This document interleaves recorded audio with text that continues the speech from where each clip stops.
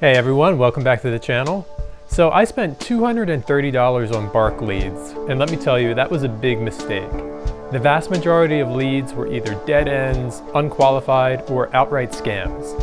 In this video, I'll break down exactly why Bark is a waste of money and how you can find better paying clients without throwing your budget into the void. So what made me think Bark was a good idea? Well, my very first experience with the platform actually went pretty well. I bought credits over the summer, and one of the first leads I responded to actually turned into a decent gig. It was a hybrid video photo gig for a charity event. The client was really happy with my work. The scope expanded to include multiple edits, and I even got a 5-star review from them on Google. And this is exactly what you hope for when applying to job boards.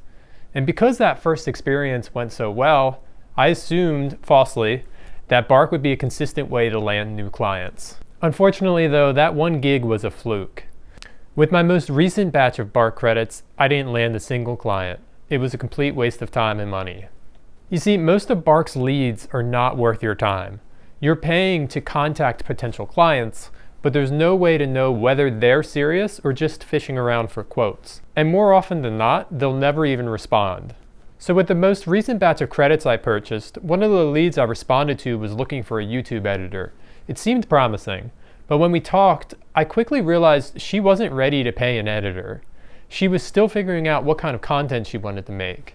So that's not a lead, it's someone who's still in the brainstorming process. Another lead said that they were definitely going to hire someone for a sports recruiting video, so I reached out and never got a response. This is common on Bark. Leads go cold immediately, even after they've explicitly stated they're hiring. Then there's this, an actual lead approved by Bark. Just take a look at the description. The additional information section is complete nonsense. It reads like gibberish. Yet Bark still allows these kinds of leads to be posted with no verification or requirement for clarity. Here's another good one. Someone wanted editing help with footage of a disturbing crime from a Ring camera. No other details, no explanation, nothing. What kind of editor wants to take this on? And more importantly, why does Bark let these vague and questionable leads through?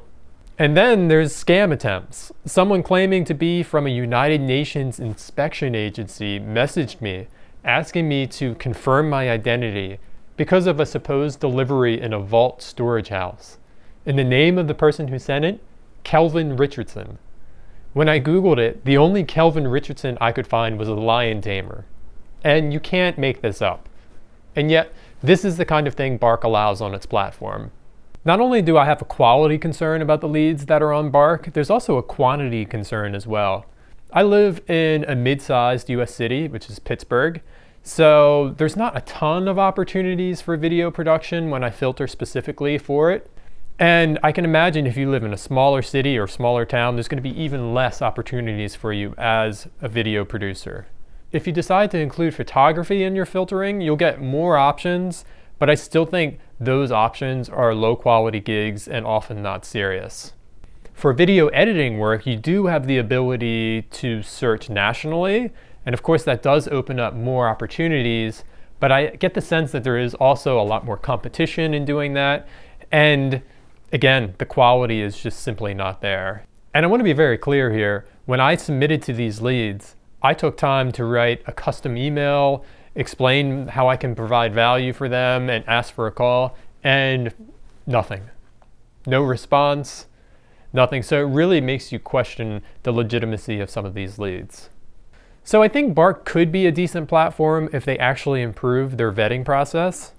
Right now, they require very little from posters in terms of defining project scope. For example, Alina's lead clearly states she's a 15-year-old aspiring filmmaker. That's not someone ready to hire an editor. And yet Bark allows it. If I had spent money on that lead, I would have been furious. At the very least, Bark should require posters to provide detailed descriptions, budget expectations, and some level of verification before professionals are charged to contact them. If I'm going to spend money to reach out, I should have some guarantee that the lead is legitimate. So if Bark isn't the answer, what is? Here's what's actually worked for me.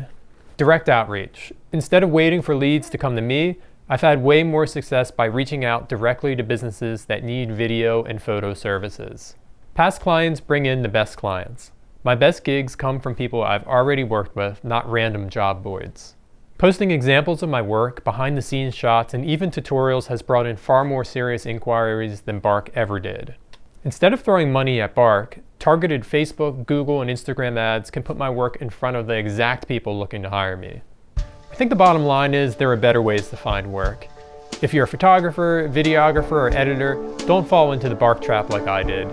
Save your money, focus on real client building strategies, and leave Bark to the people who enjoy gambling with their business. If you found this video helpful, hit that like button and subscribe for more real-world insights into working as a videographer and photographer. And if you've had your own experience with Bark, good or bad, drop a comment below. I'd love to hear if anyone actually got real value from this platform. Thanks again for watching, and I'll see you in the next video.